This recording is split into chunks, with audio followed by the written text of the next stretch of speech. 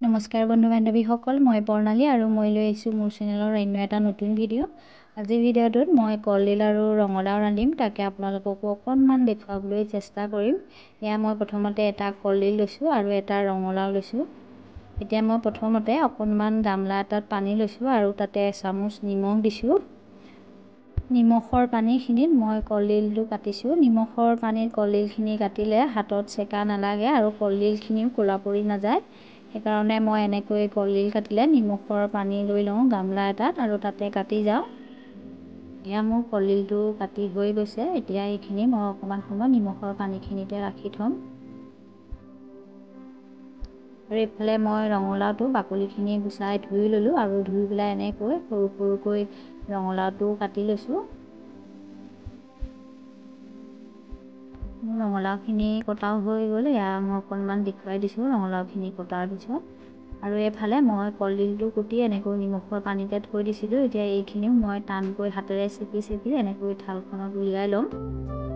এনেকৈ কলডিল কাটি নিমখৰ পানীত জুবিয়াই থ'লে কেঁহা ভাৱটো নথকা হৈ যায়। সেইকাৰণে এনেকৈ মই অকণমান সময় জুবিয়াই থৈছিলোঁ। আৰু এতিয়া এনেকৈ চেপি উলিয়াই দিলোঁ। এয়া দেখিছে ইমানখিনিয়ে হৈছে মই কাটি লোৱা কলডিলটো। আৰু এইফালে ৰঙালাও আৰু আজি ভাজিখনৰ বাবে এইফালে মই লৈছোঁ পিঁয়াজ, কেঁচা জলকীয়া, দুটামান শুকান জলকীয়া, নহৰু, দুটামান তেজপাত আৰু দুটা আলু। এইখিনিয়ে আজি মই ভাজিখনৰ সৈতে ৰান্ধিবলৈ যোগাৰ কৰি লৈছোঁ।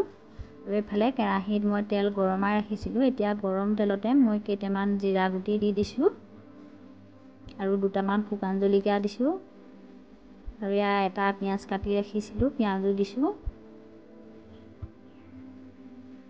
আৰু এয়া কেঁচা জলকীয়া ফালি পেলাই ৰাখি দি দিছোঁ জ্বলা হ'বৰ বাবে, আৰু তেজপাত দুটাও দি দিছোঁ।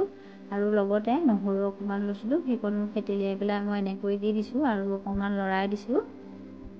এতিয়া ইয়াতে অকণমান হালধি দি দিছোঁ আৰু হালধিখিনি দিয়াৰ পিছত এয়া ধুনীয়াকৈ মই এইখিনি ভাজি ল'লোঁ। এইখিনি ধুনীয়াকৈ ভজা হৈ গ'ল। এতিয়া ইয়াতে মই কলডিলখিনি দি দিছোঁ। কলডিলখিনি দি মই হেতাখনেৰে ভালদৰে লৰাই দিছোঁ যাতে নিমখ হালধিখিনি ধুনীয়াকৈ লাগি যায় কলডিলখিনিত।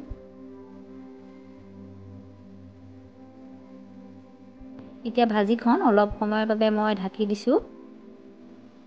আৰু এয়া 5 মিনিটমান ঢাকি দিয়াৰ পিছত মই ঢাকোনখন উদঙাই দিছোঁ আৰু অকণমান এয়া লৰাই দিছোঁ হেতাখনেৰে। আৰু মই ভাজিখিনি ঢাকি দিওঁতেনে গেছৰ ফ্লেমটো একেবাৰে কমাই ৰাখিছিলোঁ। এতিয়া ইয়াতে মই সৰু সৰুকৈ কাটি ৰখা আলুখিনি দি দিছোঁ আৰু আলুখিনি কলডিলখিনি মই আকৌ এবাৰ লৰাই লৈছোঁ। এতিয়া ইয়াতে মই কাটি ৰখা ৰঙালাওখিনি দি দিছোঁ। এয়া ৰঙালাওখিনি দিয়াৰ পিছত এতিয়া মই ভাজিখন আকৌ এবাৰ লৰাই দিছোঁ।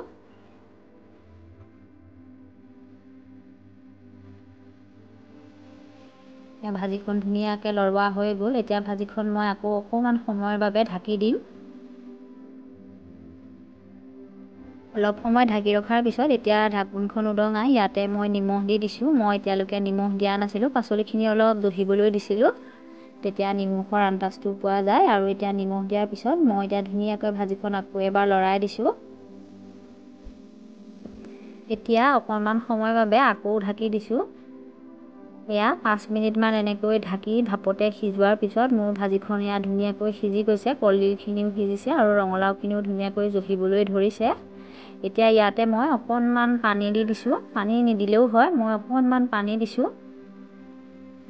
এয়া পানীখিনি দি অকণমান লৰাই পেলাই মই আকৌ ভাজিখন ঢাকি দিছোঁ। এয়া মই এনেকৈ 3-4 বাৰমান ঢাকোনখন উদঙাই এনেকৈ ভাজিখিনি লৰাই আছিলোঁ।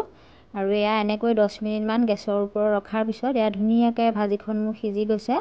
এয়া দেখিছে ৰঙালাও, কলডিল, আলুৰ ভাজি খুব ধুনীয়া হৈছে। ভাজিখন ধুনীয়াকৈ সিজি গৈছে আৰু এইখন হৈছে। এতিয়া মই গেছৰ ফ্লেমটো অফ কৰি দিছোঁ আৰু এয়া ভাজিখন মই আপোনালোকক দেখুৱাই দিছোঁ অকণমান। এইখনেই আজি মই ৰন্ধা ৰঙালাও আৰু কলডিলৰ ভাজিখন। এইখন দেখিবলৈ ভাল হৈছে নাই নাজানো, খাবলৈ খুব সোৱাদ লগা হৈছে। আৰু আজি মই ৰন্ধা ৰঙালাও আৰু কলডিলৰ ৰেচিপিটো কেনে দেখিলে জনাই কমেণ্ট এটা কৰি দিব। যদি মোৰ ভিডিঅ'টো চাই ভাল পাইছে ভিডিঅ'টোত লাইক এটাও কৰি দিব। আৰু আপোনালোকে যিসকলে মোৰ চেনেলটো প্ৰথমবাৰৰ বাবে দেখা পাইছে মোৰ চেনেলটো ছাবস্ক্ৰাইব কৰি দিব বুলি আশা কৰিলোঁ। আপোনালোক সকলোলৈকে ধন্যবাদ।